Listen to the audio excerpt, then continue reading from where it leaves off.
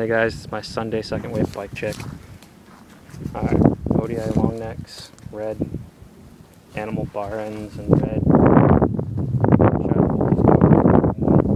They're 9 rise. Shadow attack stem lime green. FSA headset. Odyssey director forks.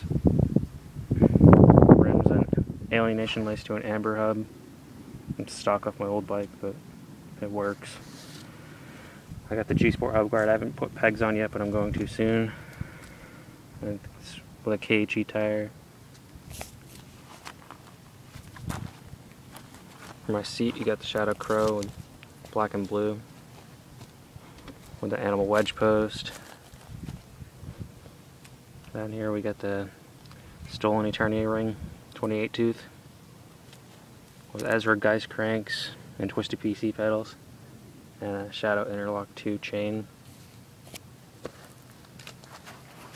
For the back we got the Shadow Stun rim laced to a Raptor hub, 9 tooth driver with a KHE tire.